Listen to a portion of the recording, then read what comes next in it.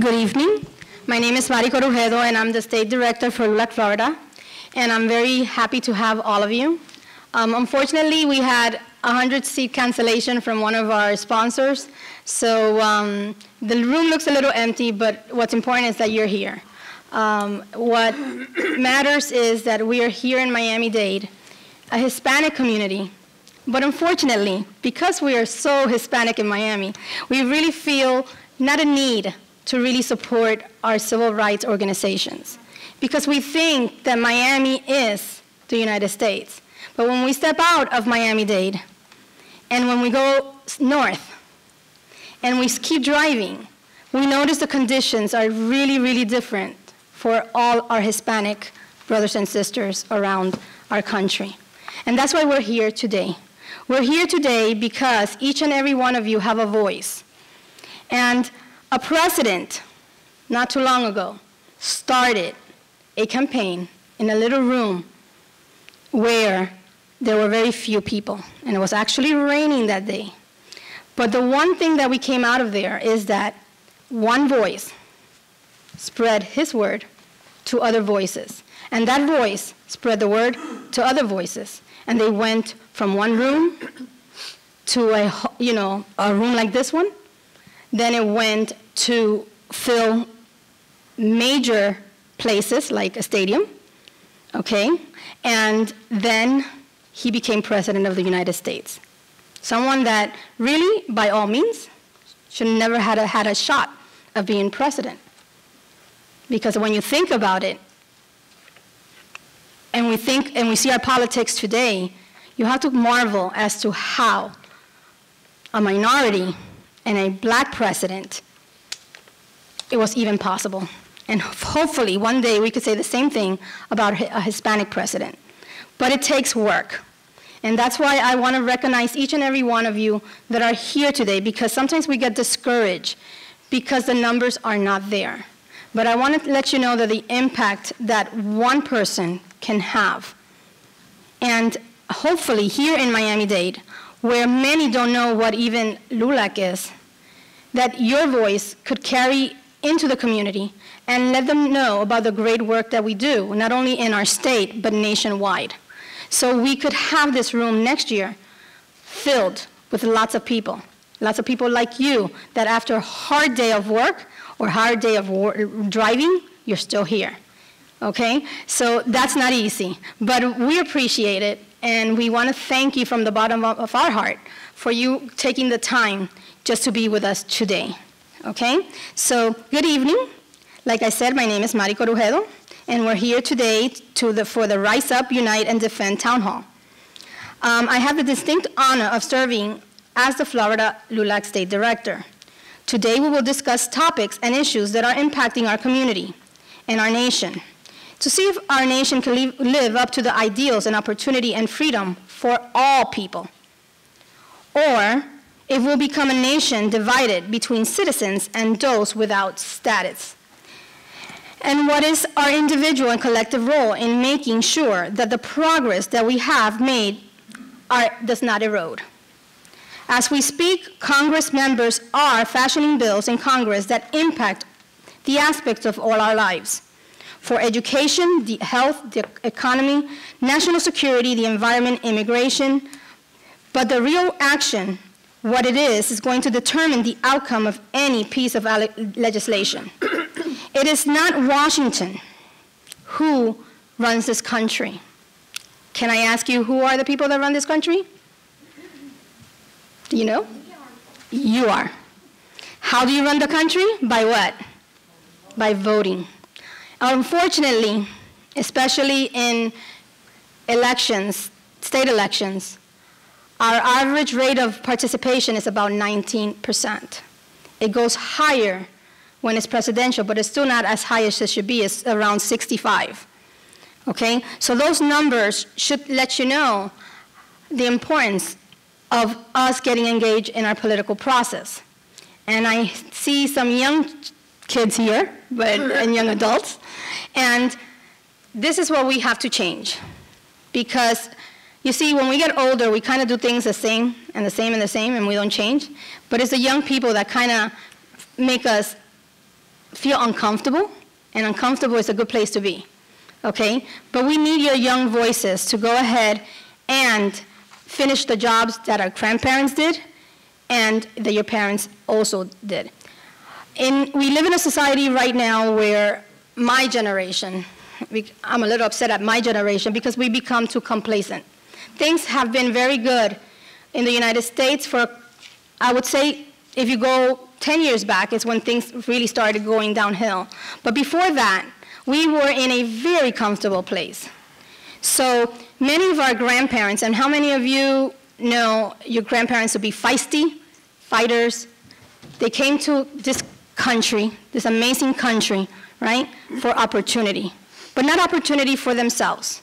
They came to give opportunity to their children. Now those voices are no longer activating what needs to be activated, which is the people. We are very complacent and we are very indifferent. And if you ask me what is the main problem that I see as a leader of Florida, is the indifference. Because events like this should be filled. Everyone should be making the time to come out to see what great speakers and what great organizations do. Unfortunately, it takes work. And that is, we cannot be indifferent. We cannot say, oh, you know what, I went to this event and it just didn't work out. No, each and every one of us can do something. And I hope that is what we take from this event today. LULAC and LULAC Florida, every year we participate in where we go and visit our Congress people.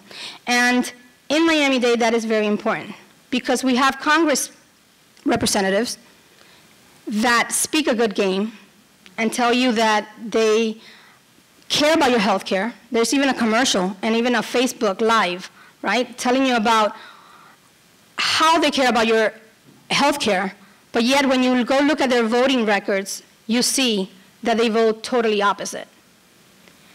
We are in a status that really needs to we need to pay attention. Education is at risk, public education. 99% of our kids, 99, go to public schools.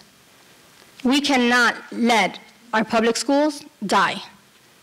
Because the reality is, while many of us have the opportunity and the means to have children go to other schools, many don't, okay? So they have to have strong public schools in order for us to have a good economy, good national security, and good everything else. Without public schools, we can't do that. We also have to change the way we do things in our schools, right? We have allowed a group of people to dictate and control the narrative about education and what is best for education. Standardized testing is not the way to educate children. You have to provide opportunity. Yes, technology, because the jobs of the future involved a lot of technology, and some of your parents are probably a little uncomfortable because they've had to learn to manage a smartphone, but that is a reality. The reality is that a lot of the jobs that are being taken away is not because we have a terrible public education system. What is happening is that the jobs are moving. The jobs are moving into an era of technology, and you even have robots doing the job of 3 people. How many of you go through the SunPass? And if you remember years back, it was people who manned the tolls, right? And today, there's no one at the toll booth, right? You see a machine. And if you don't have money, they just charge you later. The auto industry is being run through robots. So there's a lot of things that are changing, and it's very easy to take the focus of that and blame public education and say that the public schools are not doing the job.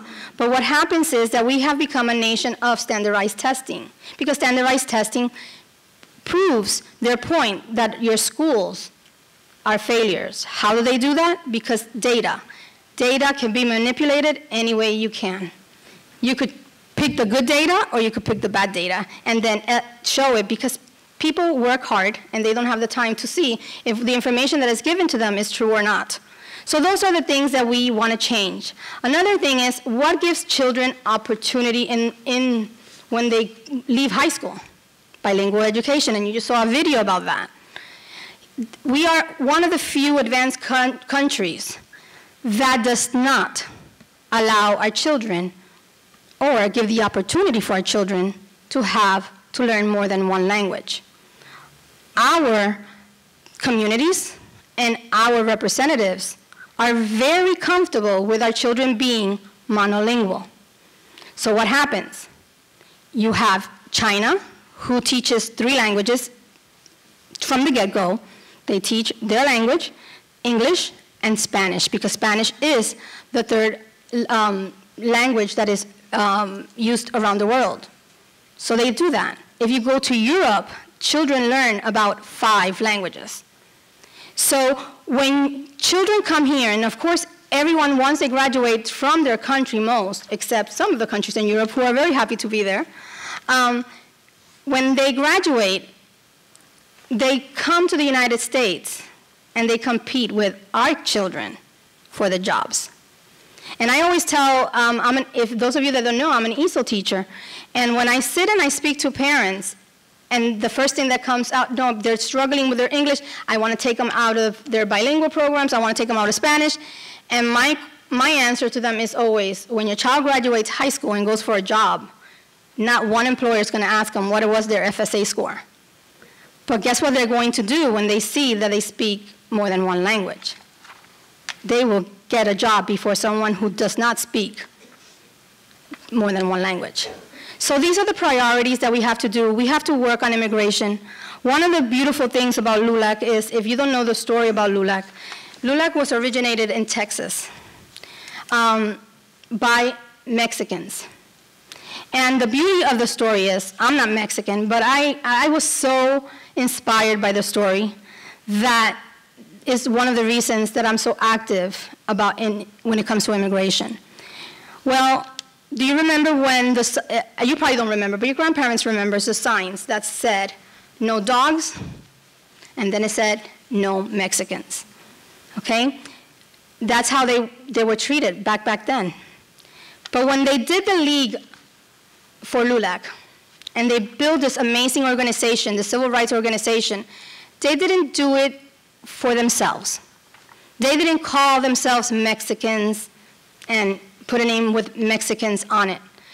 They did the League of United American Citizens because they wanted all Hispanics to be included.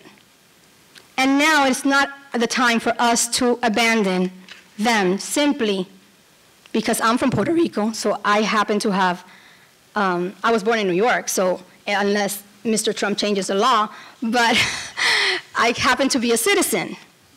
But I have to marvel at my citizenship and not forget the plight that many people have had of my Hispanic race to become a citizen.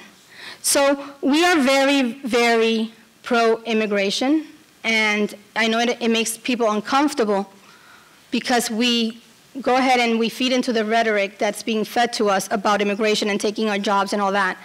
But I want you to think about this wonderful organization that when they built this organization, they did an umbrella for everybody.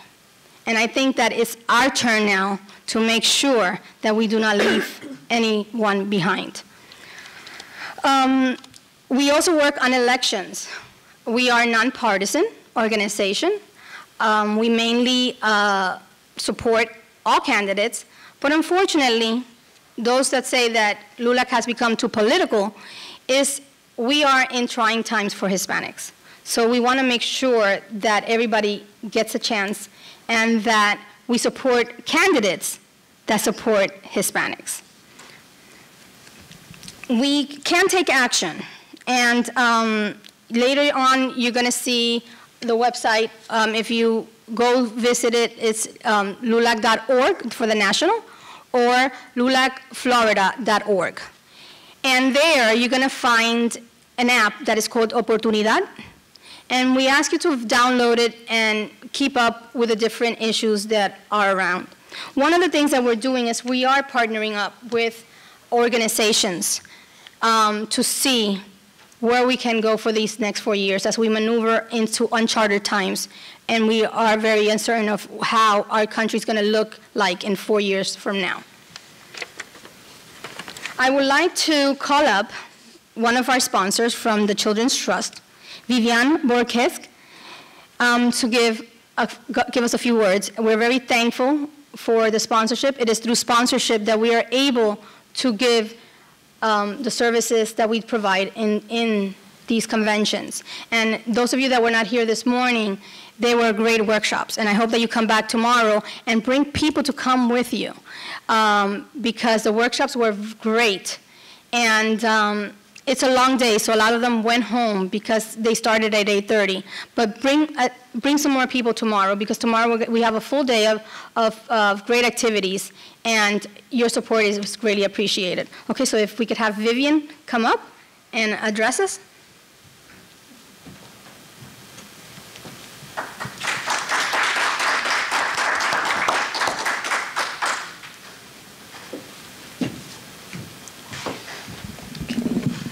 Thank you, Mari.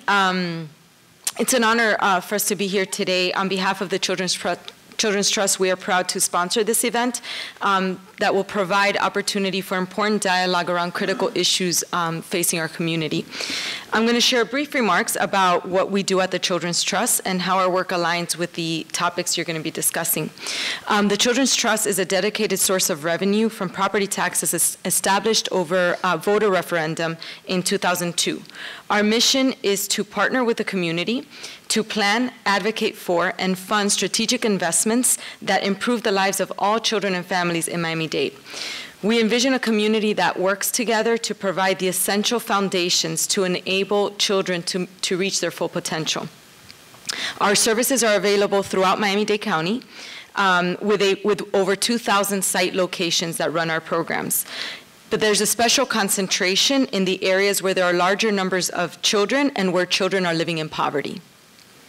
Our key funding initiatives fall under the categories of parenting, early childhood development, youth development, health and wellness, and family and neighborhood support partnerships. Our parenting support programs are funded at approximately $12 million.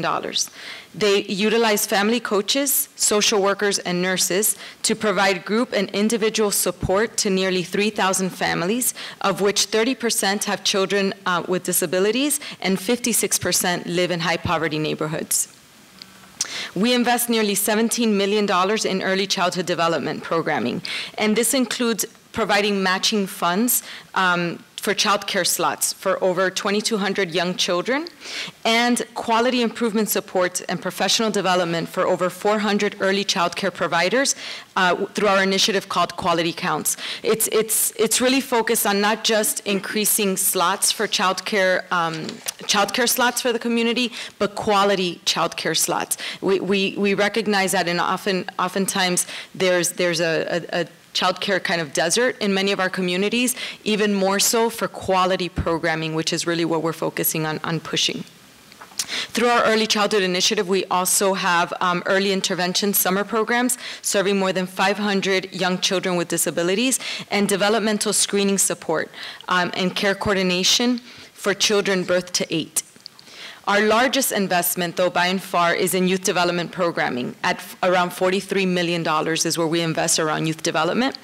This provides funding for more than 200 after-school programs, which serve around 12,000 elementary school children and middle school children, about 180 summer camps with more than 21,000 kids, and 62 youth programs with nearly 2,000 middle and high school students. These programs are located across the county and oftentimes are in public schools, parks, and other community locations. They are safe spaces that include literacy and physical fitness components, in addition to academic supports and enriching extracurricular activities, typically in the STEM and arts field. For children in high school, they often include service learning components, leadership building, college prep, and summer employment. We actually just launched, are again, doing a program in partnership with the school district and the county that provides 1,300 high school students with summer internships, paid summer internships. And that's a very strong collaboration between those three entities. Our third largest investment, though, is within of about $16 million in health and wellness programs. And this includes school health programs for 145 public schools across the county, and insurance enrollment assistance programs for more than 4,100 children and families across the county. Our family and neighborhood support programs is funded at around $11 million, and they support 3,600 families facing the most kind of grave challenges associated in our community, typically around concentrated poverty at the neighborhood level, as well as special populations for families who are struggling with family conflict, parental incarceration, foster care placement, LGBTQ youth, and unaccompanied immigrant children. Aside from these direct services, so many of what I talked about is providing direct services to family and children across the county. We also are involved in significant public policy, legislative, and advocacy efforts, community citizen engagement and leadership development, cross-funder collaboration, really thinking of how we draw down. We are a funder, a public funder, but we're not the only funder. And how do we leverage our dollars to bring in additional dollars into our community? And then we also provide an array of supports around quality programming. So it's not just about an after-school program or a child care center, but quality programming, and how we provide significant amount of program professional development, program evaluation, and community outreach. And we have an innovation fund that allows organizations to pilot new ideas, a new way to address existing issues in our community. And while we can't take full credit for many of the positive trends we're seeing in Miami-Dade County, we know we've certainly contributed to them over the last 14 years. No one institution has the resources to address or move the needle on many of these up or down, which is why partnering with parents, providers, and key stakeholders across the community is embedded within our mission. And although we're seeing progress in many of these indicators, we recognize that there's so much more to do. And which is why collaboration and conversations like this are so critical to the work. So as you engage in this important dialogue, know that the Children's Trust is a partner in addressing our community's most pressing issues in an effort to improve the lives of children and families in Miami-Dade County. So thank you for having me.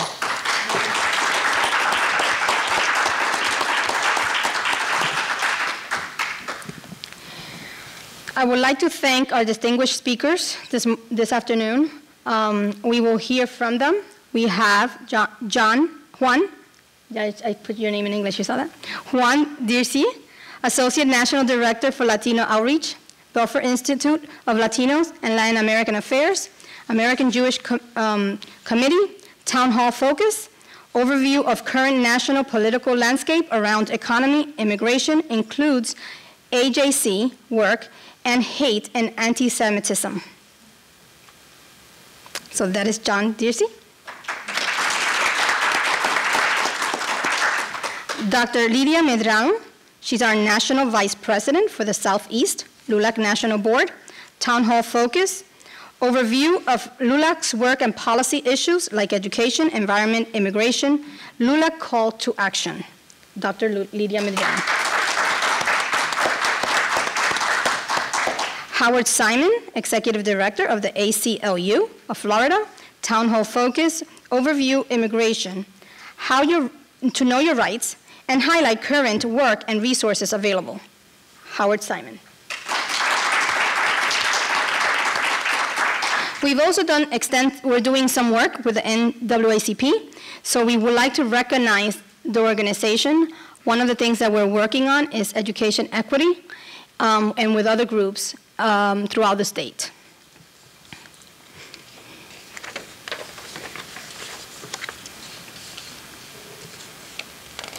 Now that I've introduced the panelists, each panelist will give about 8 minutes of introductory remarks, and then we will open with a Q&A so that we can have a dialogue around the key issues impacting us here in Florida.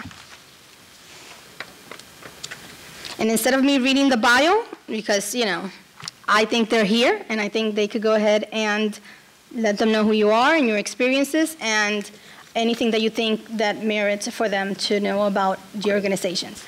Great, thank you so much for the invitation. Good afternoon, good evening, buenas tardes. Happy Cinco de Mayo for those of you who are celebrating. It was a phenomenal day, you know, for a convention for Latino leaders. So I'm very happy to be here. And first of all, I would like to start my presentation by introducing the organization I'm with, which is AJC, also known as American Jewish Committee. AJC was founded in 1906. It's one of the oldest human relations organizations in America by a group of American Jews who were living in New York, and they learned about the pogroms, the attacks that the Jews were going under in Russia by the Russian government, and they understood that they need to do something and try to find out how they can help to stop those attacks. So there was a group of 12 Jews, American Jews living in New York, very polite, very well-mannered, nicely behaved, who decided to meet with the Secretary of Commerce at that time and brought to him their concern. What can they do as American citizens to help their fellow Jews living in Russia? And the Secretary of Commerce came back and told them that there was an agreement that gave some trade preferences to Russian imports, and that the government was willing to consider putting those agreements on hold until the situation gets better for the Jews in Russia. When that group of 12 Jews left that office, they couldn't believe what happened. It was the first time in history that they learned that there is a government who is willing to do something to help Jews.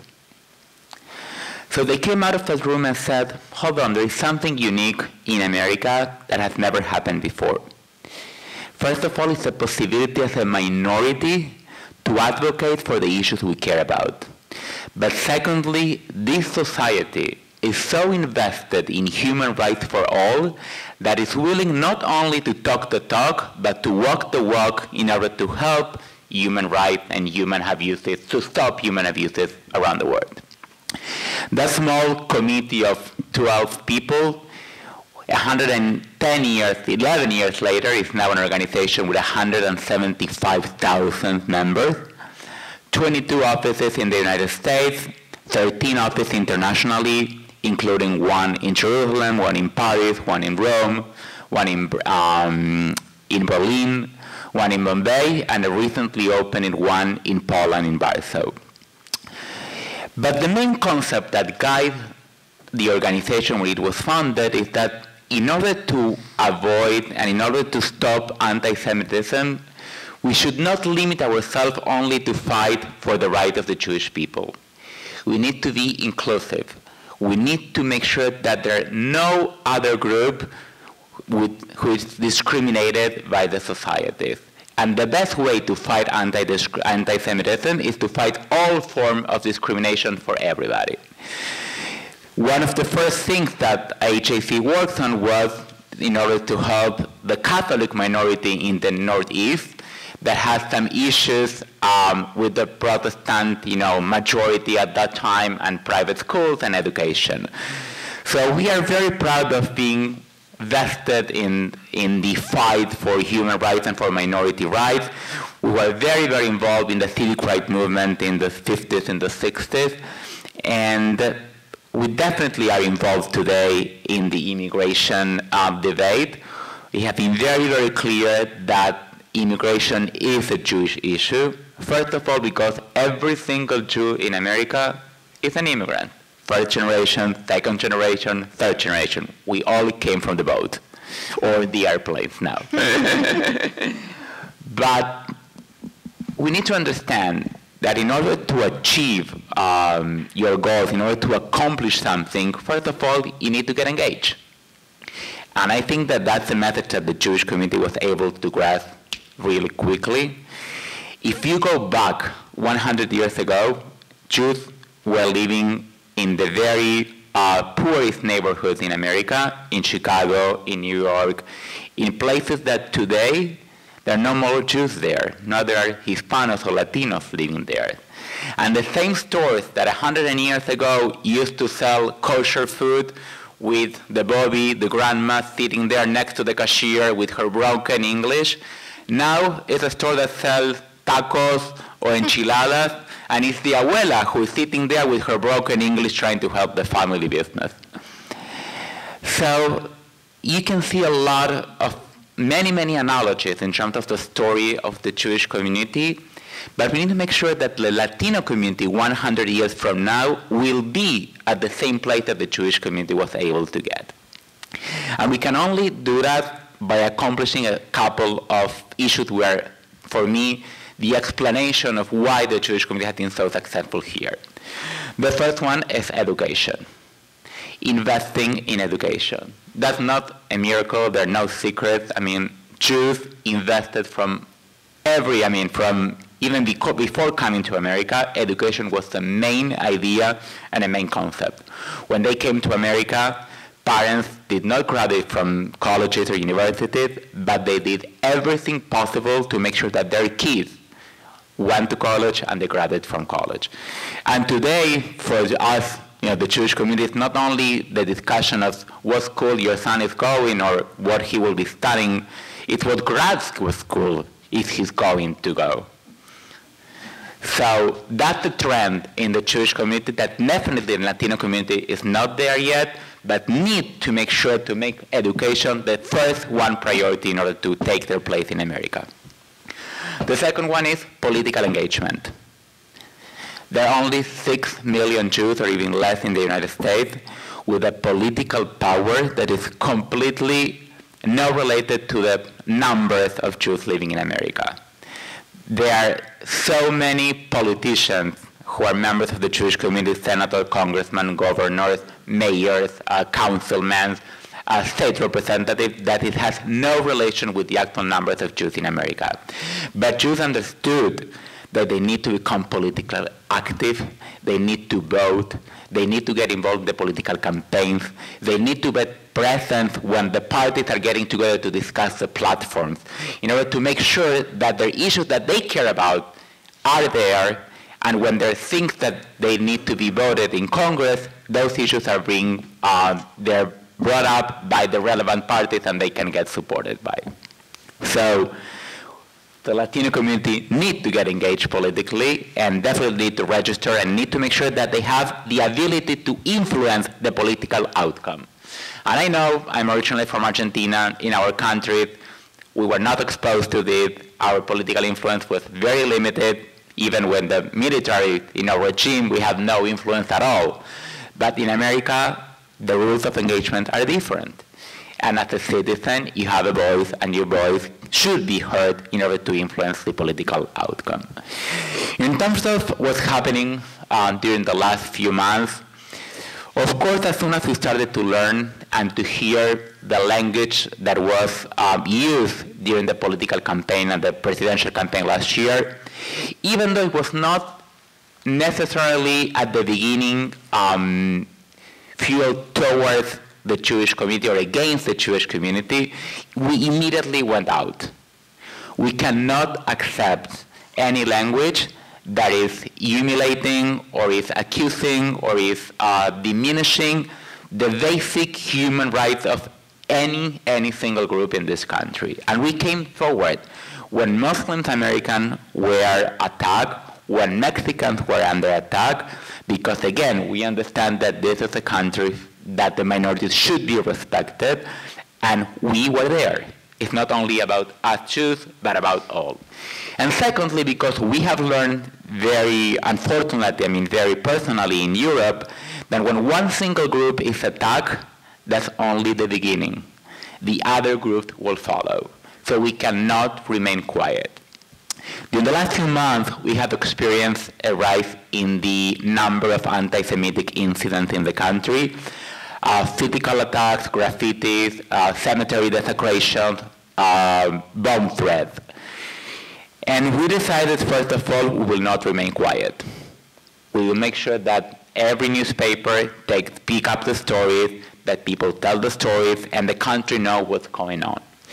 Secondly, we'll try to advocate at every political opportunity or every level we can to make sure that the powers know what's going on and what they need to do in order to stop this anti-Semitic incident. For instance, we requested more funding for Jewish organizations because we know that if you have a school that is receiving threats, parents will not feel comfortable in having their children there. So how you safeguard their children, how you make sure that the parents feel that they're safe when they're working and in their office and they learn that the school has been evacuated. The only way we can do that is by providing more security measures. And I'm pleased to tell that a couple of days ago, Congress approved a new funding for security for Jewish organizations. And the third thing we did is try to pass laws in order to condemn all type of Jewish or anti-Jewish incident or incitement to Jewish discrimination. And that works. I mean, I need to tell that, I mean, if you're out there and you speak out and you are able to influence, you can do it. I think it's again, you know, it's a learning process that the Jewish community was able to get there, and I don't see why not the Latino community should start doing that and getting much more involved and be a much more influential powers in the years to come. Thank you. Now, LULAC Florida it's not run by one person. We have many people who are involved in the state. And before I introduce our vice president for our region, I would like to recognize our LULAC members who are in the room, who volunteer their time to make a difference in the community. So those of you who are LULAC members, please stand up so you are recognized.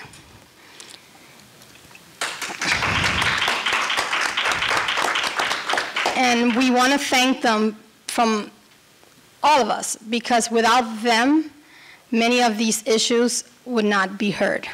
We have Dr. Castro Feinberg. I think you've heard the name. She calls us all to action. And it's very important that we follow those actions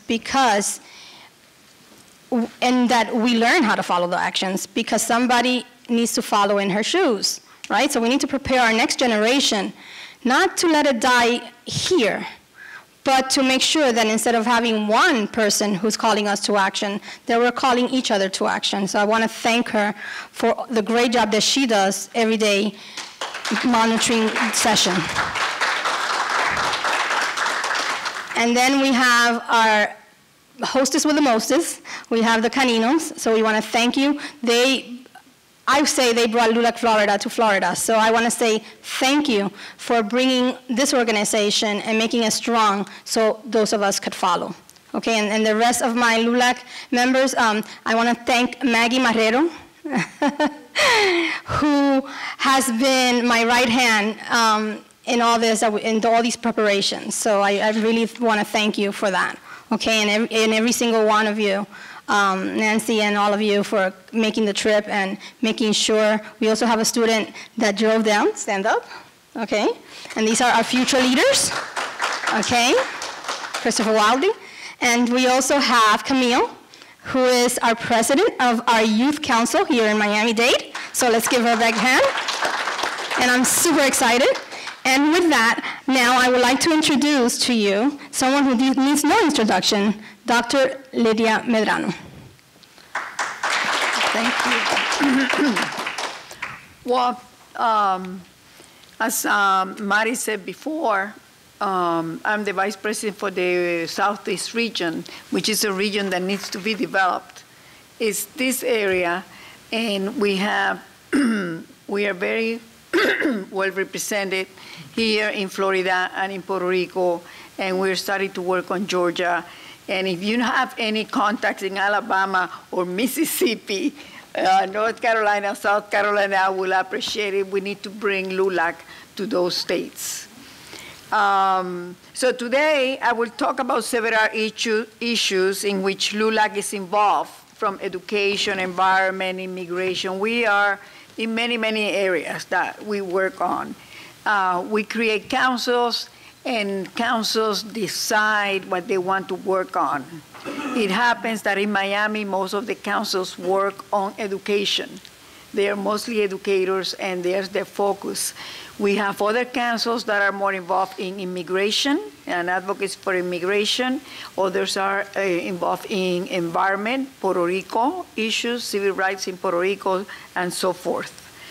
But before I get into LULAC programs, I want to mention that there are 57 million Hispanics in the United States, making up the nation's largest ethnic minority. And as Mari said before, we need to vote for candidates that support Hispanics. You know, even though we are non-partisan, but it happens that sometimes when you're talking about candidates that support Hispanic issues, and Hispanic being the largest minority group in the United States, but it happens that sometimes we kind of fall, but that doesn't mean that we recognize candidates from any party that help or that want the best for the Hispanic community. Latino labor force has grown. Our purchasing power has also increased. The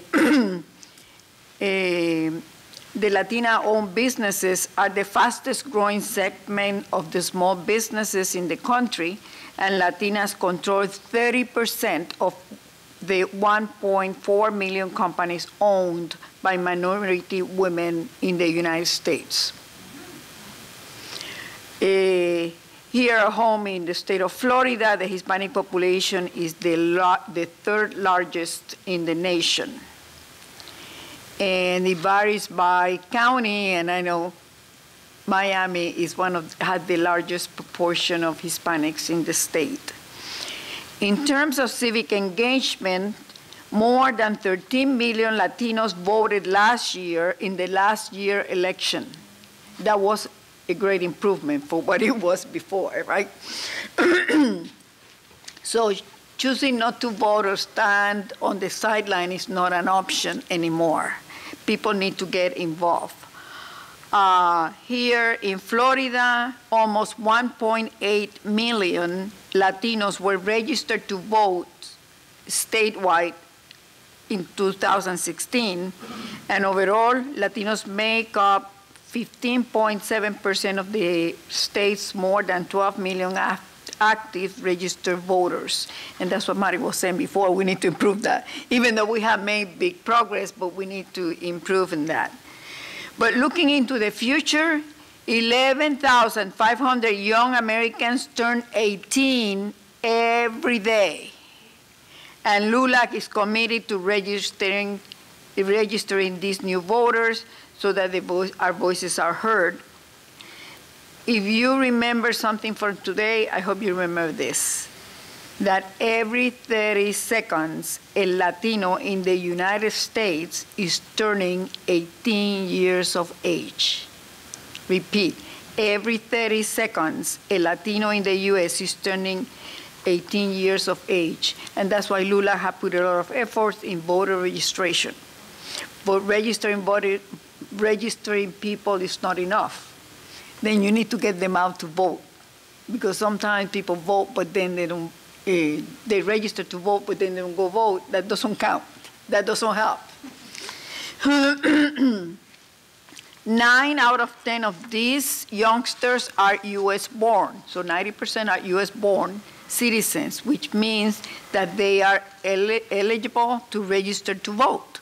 No doubt we need your help to pass this message out, that you need to reach out to these young people and to these residents that are eligible to become citizens and try to help them become citizens. Being a resident and having a job is not enough anymore. We need to become more active, more civic engaged, as you said before. You know, this is something that we need to work hard on.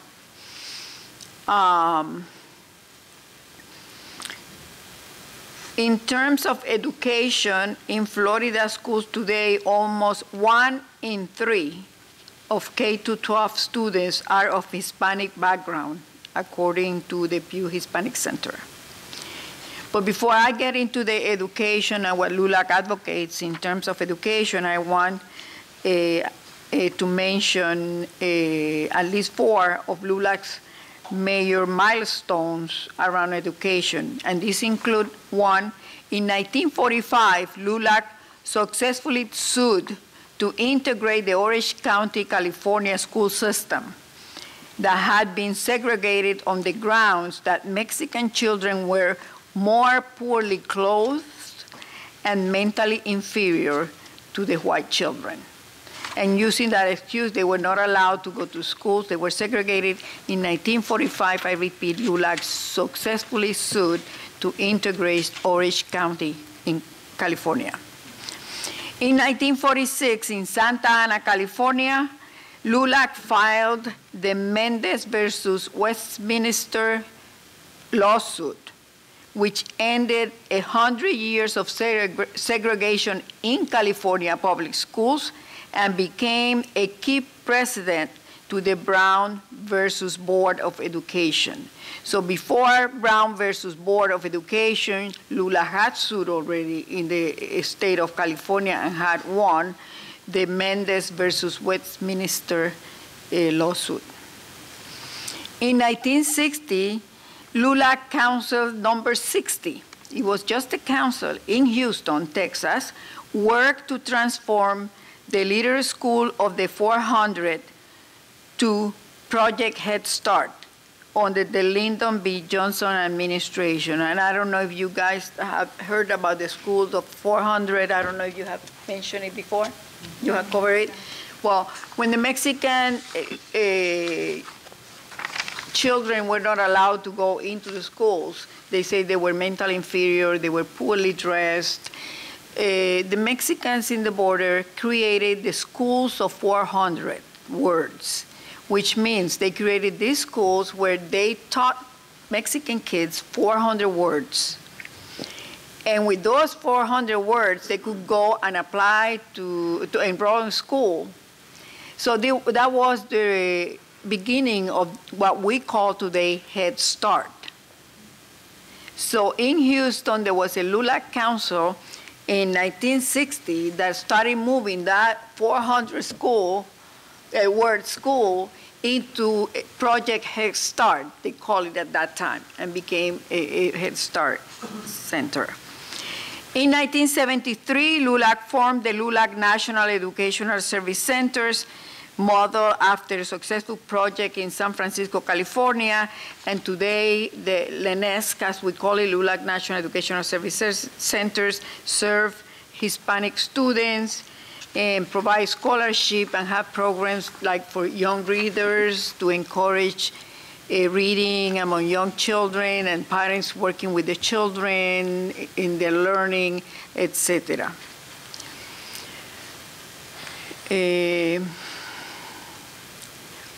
So in terms of education policy, LULAC believes that universal and quality public education is the foundation for lifelong success and strongly opposes any measure that denies education as a fundamental right, including that of immigrant children. It's education for everyone, including immigrant children, regardless of their status. School curricula and textbooks should reflect culturally relevant teaching methods grounded in research and history relevant to the students. You know, as we know, sometimes it's not relevant to the students. LULAC opposes high stake, and I don't know how much time I have, but I'm gonna go quick. But LULAC opposes creating an environment of high stakes testing and over-testing, and also opposes eliminating every form of assessment. So we think that there must be some way of assessing the students, but we oppose the high stake testing. LULAC encouraged Congress to monitor the implementation of the Elementary and Secondary Education Act to ensure that accountability and equity provisions are enforced by the U.S. Department of Education. It requires the states to report data that better reflects U.S. demographics by using U.S. Census race and ethnicity categories and provide cross-tabulations by gender and disability. Current practices of aggregating data mask the struggles of underserved students, particularly boys and girls. And when you call, you ask for data, that data doesn't exist in certain format, but it exists in other format, and that doesn't help the researchers and the people that are trying to assist kids. LULAC is advocates for resources for many, to prevent dropout rate, for closing the achievement gap, etc. And I'm going to get into that. I think the environment, we are also working in environmental issues. LULAC opposes the practice of locating environmentally damaging or dangerous sites in Hispanic and other disadvantaged communities, and opposes the disposal of nuclear, chemical waste, and other toxic waste in or near Hispanic communities. LULAC encourages the cleanup of brownfields, contaminated sites in Hispanic neighborhoods. We also support the Clean Air Act, the Clean Power Plan, and the Clean Water Rule and legislation that aims to curtail emissions that contribute to climate change. How many here are from Puerto Rico or of Puerto Rican origin? So, in this Southeast region, Puerto Rico is part of the Southeast region, and I say LULAC is in about 37 states plus Washington, D.C., and Puerto Rico. In Puerto Rico, we have quite a big number of councils because there is concerns about the civil rights in Puerto Rico. Puerto Rico representation is a civil rights issue. 3.6 million people living in the island territory deserve the same rights as U.S. citizens living in the mainland. The right to vote, have representation and vote in the House and the Senate, and the right to vote for the President of the United States. The federal government collects Social Security and Medicare in Puerto Rico, like you pay here. They have to pay Medicare, Social Security, but when they collect their benefits, they are not the same rate that you collect here. They collect less money. So Puerto Rican, and that's a shame, but Puerto Rican has served in the armed forces since World War I. 9 Puerto Ricans have received Congressional Medal of Honors for serving in the armed forces. Currently, 10,000 people are serving in the armed forces, but however, these 10,000 people from the island cannot vote for their commander-in-chief or president of the United States. So I wanted to bring this up because I know there are many people of Puerto Rican origin that have moved from Puerto Rico here, and when they get here, they can vote for the president of the United States. But when they're in the island, even though they are citizens of the United States, they don't have the same rights. So LULAC is advocating for the equity in the civil rights of people living in the island. In terms of immigration reform, and Mary mentioned something about that, LULAC demands an end to all deportation, excluding individuals convicted of a violent felony, while comprehensive immigration reform legislation is being considered. We need an immigration reform before we start sending people out and doing this all commotion that we have today. LULAC supports also the repeal of the bed detention quota language included annually in the Department of Homeland Security appropriations legislation, which the language says that the Homeland Security is funding 34,000 ICE detention beds. And you know when you put a number, that means that everybody wants those private prisons, they want to get that money. So it's like establishing a quota of people to be detained. We oppose any legislation that threatens the rights of immigrants, criminalizes them or those who assist them, and harms Latino communities. Legal residents and naturalized citizens should have the same benefits due to native-born citizens. We shouldn't have a difference.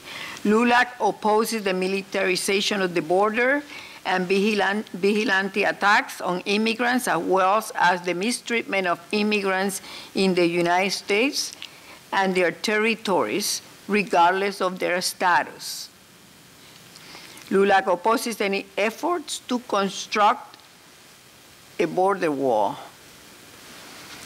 LULAC opposes the use of local enforcement in immigration enforcement. LULAC also will continue a strong opposition to the harsh and inhumane treatment of documented and undocumented persons in private prisons, detention centers, and makeshift holding centers. In addition, LULAC strongly opposes the holding of documented and undocumented minors in any facilities, be it public or private, that separates them from their parents or caretakers. To summarize in relation to in relation to the Dreamers, we oppose any acts such as not allowing Dreamers permission to obtain driver licenses as barriers to, that prevents them from being able to work and go to school. So it's a big barrier. LULAC also urges the federal government to grant these students citizenship after they graduate from college or university. Those Dreamers came here as kids. They don't know any country but this one. They know their parents came from Mexico or somewhere else. It's not only Mexico, because they're undocumented from Canada and other places. And when they go to school and they graduate, LULAC is advocating for them to get citizenship. LULAC also demands that the federal government grant citizenship to any members of the armed forces that have been honorably discharged, as well as spouses and loved ones of veterans. And there have been Hispanics that have served in the armed forces and later on have been deported. That's a shame. So we are following up on that. To summarize, LULAC supports comprehensive immigration reform that provides an avenue for undocumented workers to legalize their status and expands the number of legal immigrants allowed in the United States to meet our needs, the needs of the country. Recognizes that immigrants are an integral part of the U.S. labor force by addressing employment-based immigration needs and reforming the visa system for issuing permanent and temporary visas for high-skilled and low-skilled workers. This will allow workers to fill jobs already available to them and will better position the U.S. in the global economy and the global labor recruitment arena. And I think I've probably run out of time. And before I finish, I want to say that I want to ask everyone to take your phone, your cell phone, and text the word United to the following number, 52886. By texting, you are registering for LULAC alerts on issues that have to do with immigration. Say the number again. So the number is 52886, and you text the word United. United. Text the word United. United. Before the numbers. No. Put the number and then to that number text You United. put the number and then you text the word So United. you want to repeat the number one more time? And by doing that, you're registering to receive alerts about Yes. immigration from LULAC. Repeat the number one more time, Lydia, so they could get it. Repeat the number. The number Yeah. is 52886. And United. Okay, so thank you, Dr. Lydia Medrano, for the insights and all the work that LULAC does. We need to make sure that education is about educating children. That's it. Okay, and I think that is a call to action for everyone in this room, and for you to call other people into action to do just that. Also, second-class citizens does not appear anywhere in our Constitution. So we need to make sure that we continue to advocate and fight for the rights of all Americans, because it doesn't matter where we come from or the color of our skin. Under the Constitution, we are equal, and that is something that we have to fight for. And our military families and our veterans, they do the ultimate sacrifice. And in this healthcare law that is going on right now, we leave them behind. Many of them come back with mental issues, because if we have anyone here who has served in the military, please stand up. And we want to recognize you and say thank you. Because unless you have gone to serve, or you are a family member of someone that served, you don't understand the issues that they come back from serving and having to do the things that they had to do. And one of the things that we do very poorly is take care of the people that serve. And a lot of them are homeless. A lot of them are without jobs. A lot of them end in broken homes because those mental issues are not treated, and our Congress never appropriates for our veterans. So even though they love the soldier, they don't love the veteran, and we need to change that. Okay, so thank you. We would like to also recognize, and I think all of you with this new administration have seen a great rise in this organization, and I'm very proud of that, because they were on the forefront of when that executive order came at the beginning of this administration, and they helped the families at the airports and provided many assistance to our families as well on these mass deportations. And you see them always involved in giving information, not only to one group, but to all groups, and always fighting the fight. So with that, I leave Howard Simon so he could go ahead and introduce. Well, thank you. I will try to be very, very brief so we can have some dialogue and some discussion. I'm the Florida director of the American Civil Liberties Union. I've been the director of a state affiliate for 43 years. I was the director in the state of Michigan for 23 years and 20 years now here. Our organization will be 100 years old, and not quite as old as the American Jewish Committee, but we will be 100 years old in a few years. And I think we've had only 6 national directors in the history of our organization, and our current director is the first Hispanic, Antonio Romero, whose parents are from Puerto Rico. So this is our first director who is both openly gay and Hispanic. I want to say something briefer and maybe a little edgier. We are in a state of crisis right now because of the policies of this administration. And I can talk about this at some length, but I'll try to be real brief. Not just because of policy differences, which we have had with every administration, Republican and Democratic. We're a nonpartisan organization, but this administration is at war not only with the broad range of civil rights and voting rights and civil liberties issues that we stand to defend, but also with the institutions of democracy, the press, the media, the courts. This is an attempt to delegitimize many of the mainstream institutions that are crucial to our democracy. like this, like delegitimizing the press because the press is critical of this administration. What I want to say is that I mentioned earlier is a little bit edgier, is that I think, from my point of view, I think we have to face the fact that the policies of this government rest on bigotry and prejudice. And I say that for the following reasons. And I think it's not the first time.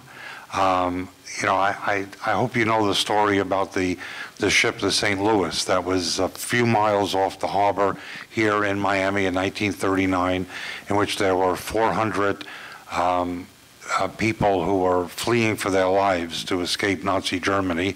They were denied the ability to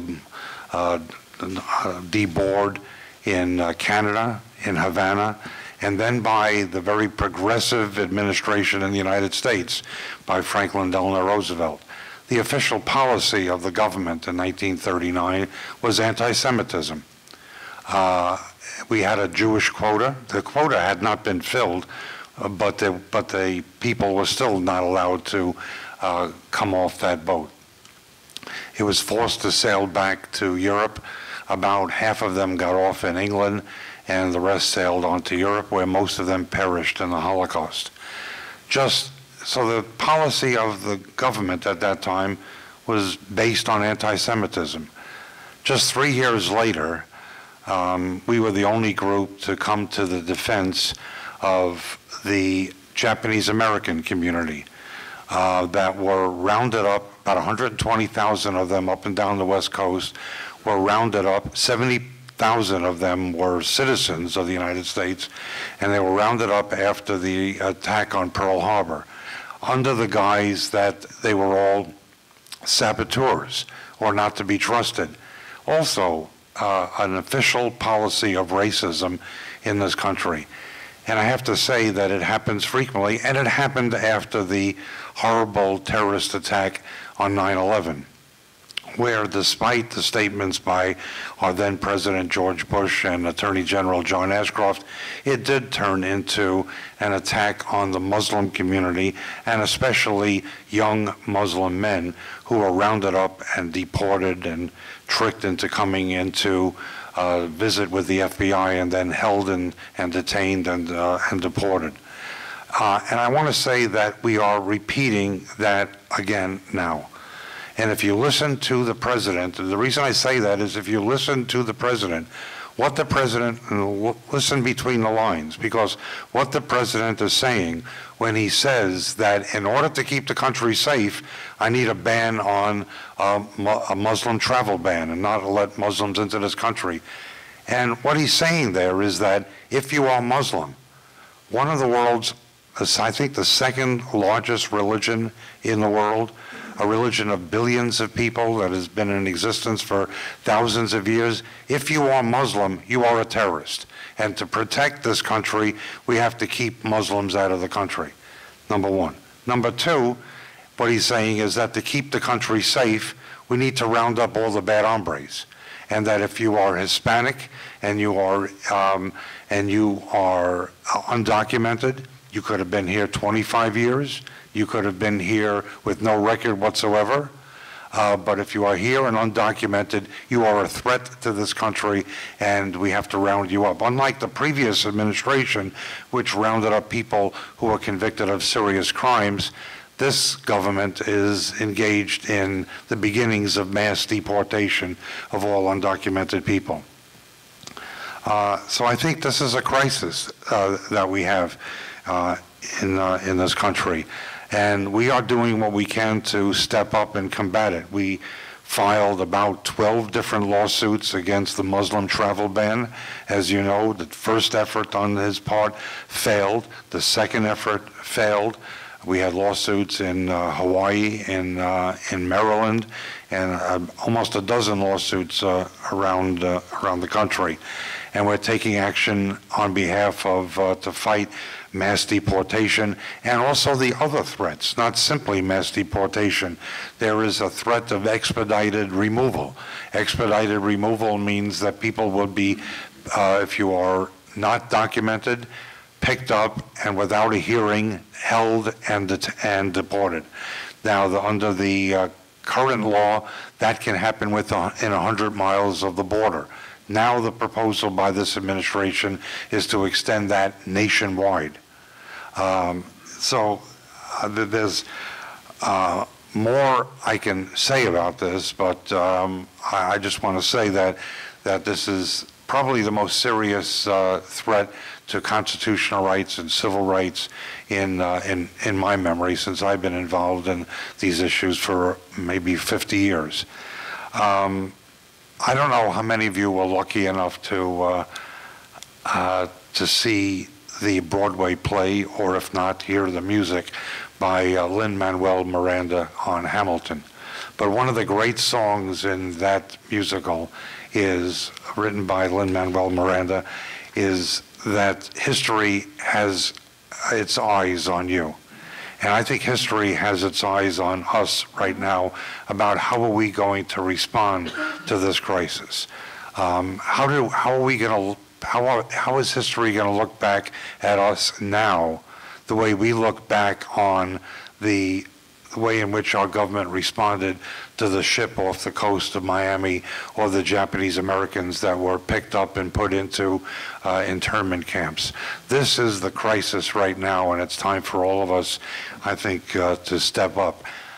It's not that we are without weapons to fight back, and we do have weapons. We have the Constitution, we have the courts, and you saw that in not only the effort to not only the work of the courts to strike down versions 1 and versions 2 of the Trump travel ban, but the most recent decision of the courts to strike down the effort to force law enforcement to round up and detain, to force local law enforcement to round up and detain people who are undocumented.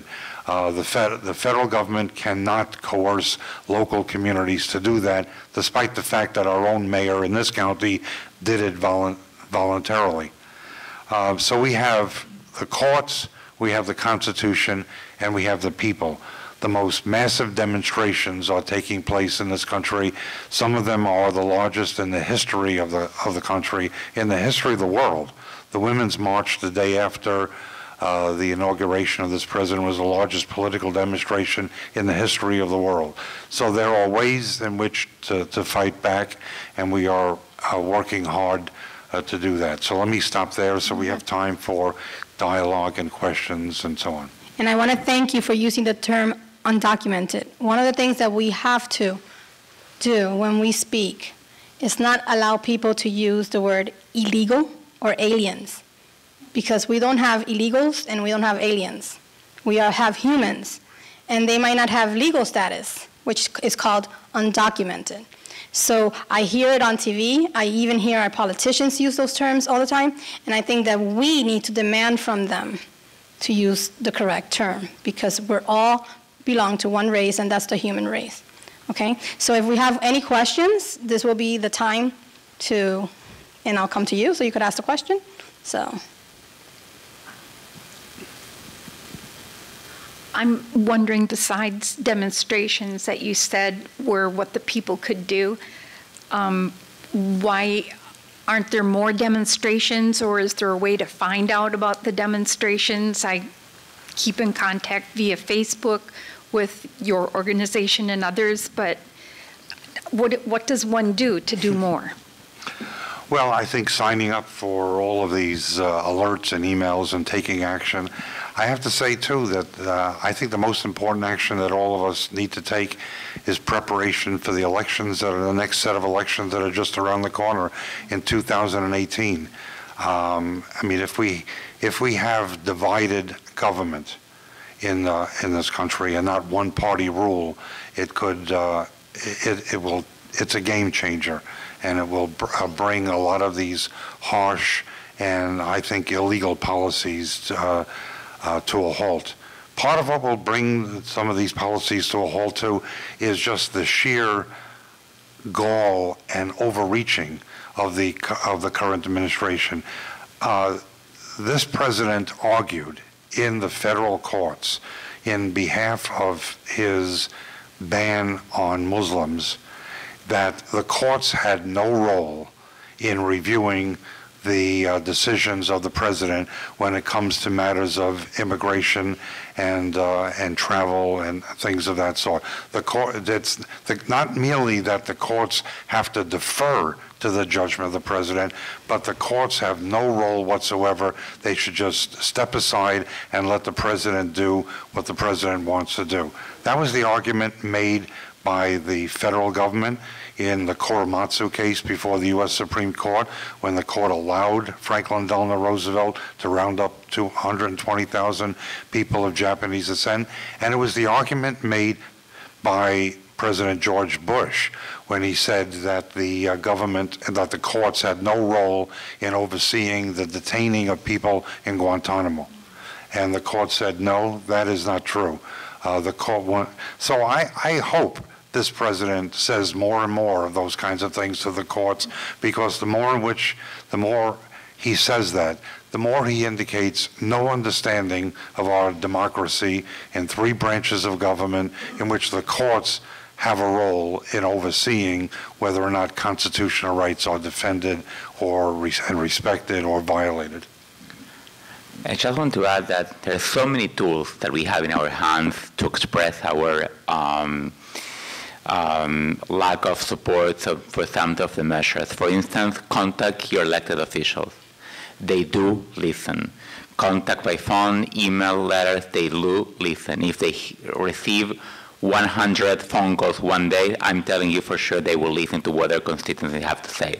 Second one, write letters and op-eds to the media. The media is eager to get information and news, and they love stories when people are so upset about something, so they will publish that. Third one, identify allies and create coalitions.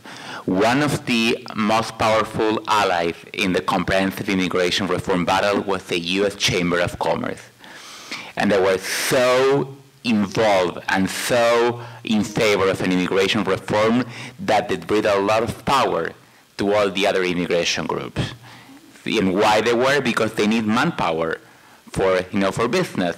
And so sometimes it's, think a little bit out of the box and see what other groups are outside there that can help you to promote your issue. I always said people don't have a driver license in Florida because you cannot get a driver license if you're undocumented. But just think about the insurance companies. If you have no driver license, you cannot have an insurance. So how much business is the insurance company and the insurance company are losing because of that? Mm-hmm. It wouldn't be smart to get them on board to support, a move in order to promote driver license regardless of immigration status. But there are so many opportunities of other groups out there who we can enlist in favor of our causes that we need to enlarge that coalition in order to be able to have more pressure and more power. And money always talks. So if you hit the pocketbook, you get people's attention, right? So as an educator, I'm going to give you 3 things that you have to do. 1, awesome organizations. Join them. They need you. They work on volunteer basis. A lot of people think, organizations, and they think ill of them.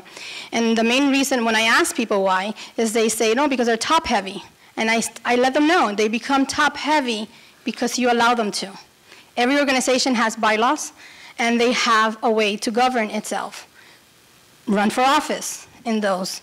Become a leader in your organizations, and change whatever you see that is wrong.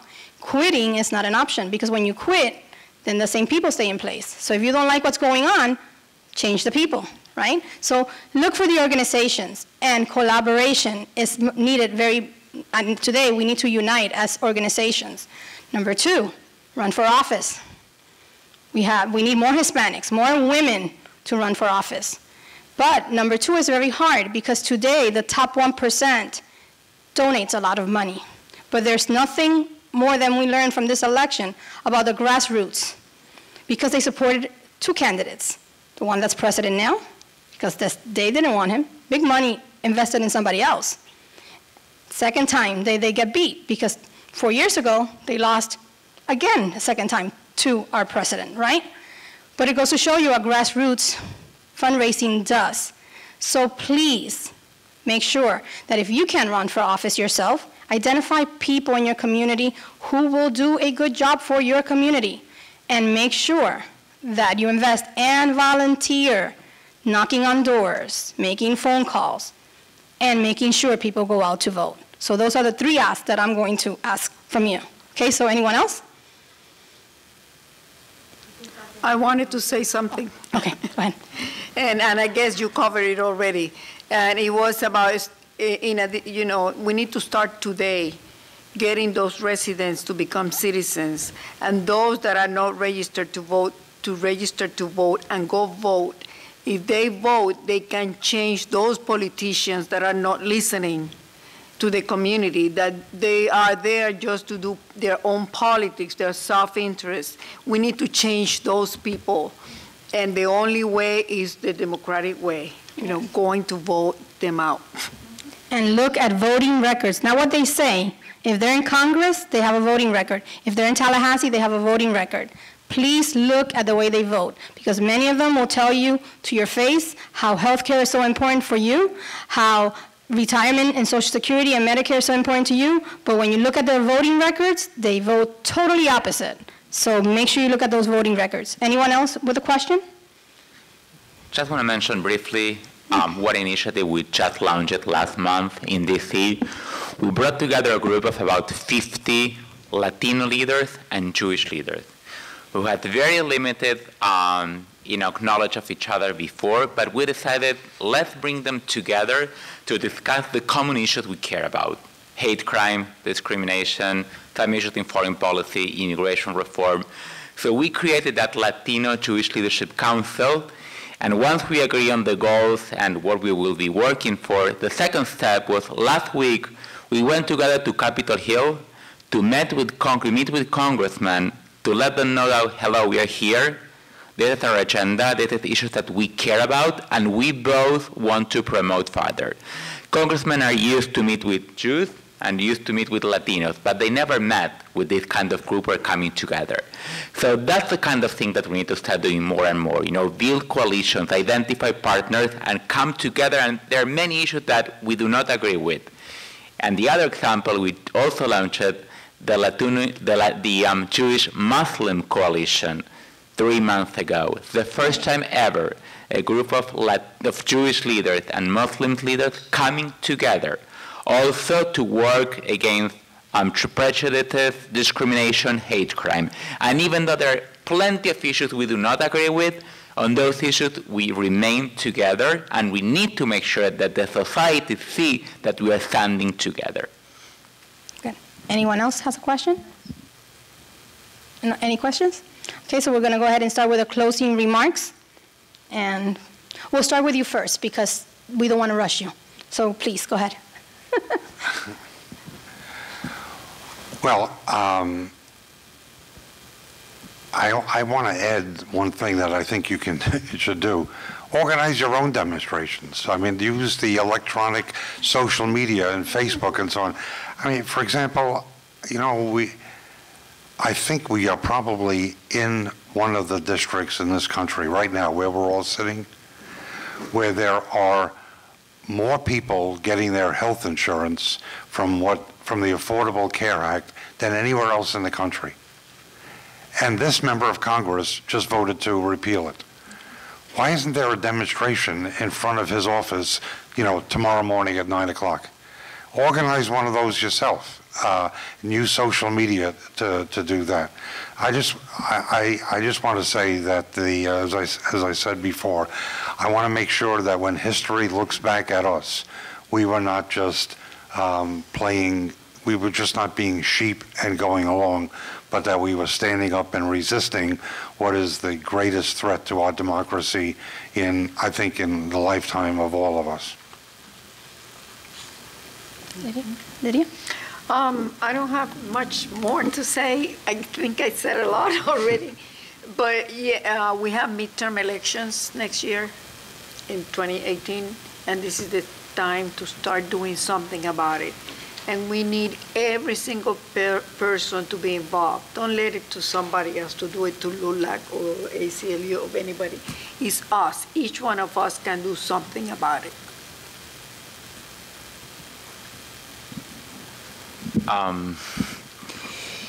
I think one of the big issues in the upcoming months will be the ridiculous wall that they want to build in the border between Mexico and the U.S. I think we need to make it very strong. I mean, we need to make the case that this is the worst policy a country can have towards its neighbors like Mexico. I mean, the U.S. is blessed with Latino immigration, people who are coming here to achieve the American dream. Immigrants from the Latin American countries come here to become Americans, to leave this land of opportunity. It is not only for the benefit of the immigrants, for the benefit of this society. About 2 months ago, I had the opportunity to go to El Paso, Texas, invited by the Consul General of Mexico, and he took me around the border, and he showed me, you see Ciudad Juarez there, you see all the factories, and millions of people work in that factory. But look at this side of the border, all the logistics that brings the products that are manufactured in Mexico are American. This economy and this transnational, economy brings a lot of jobs and a lot of business to the U.S. If you cut that down, there will be millions of unemployed here in the U.S.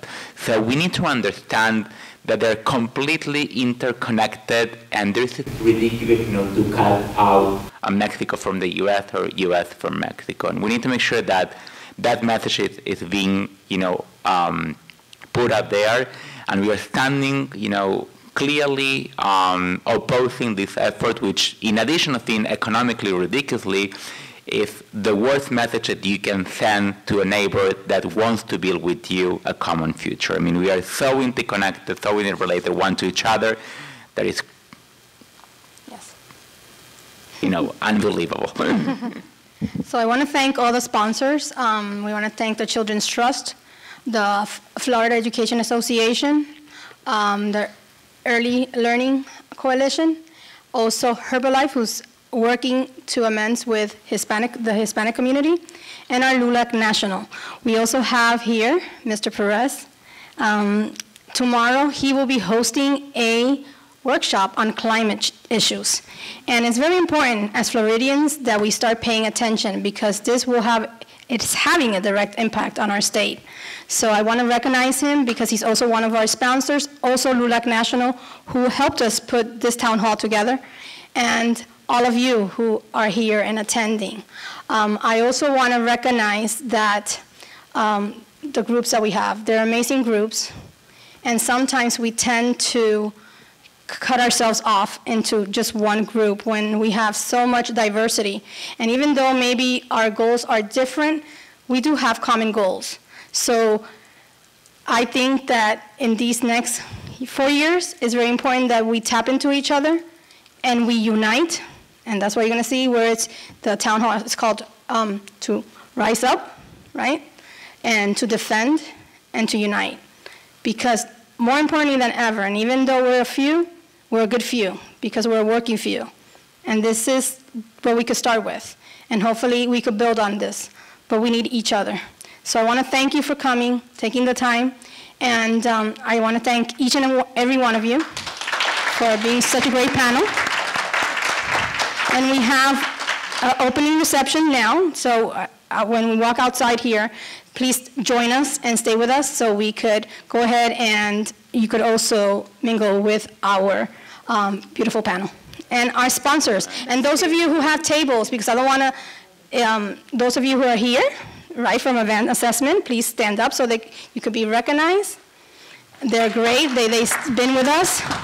We have someone who writes and keeps us afloat here, Emilio Sanchez. Please stand up. And writes beautifully. And each and every one of you, I cannot stress enough what you do and working together, how important it is and how blessed we are that we have each other. Thank you.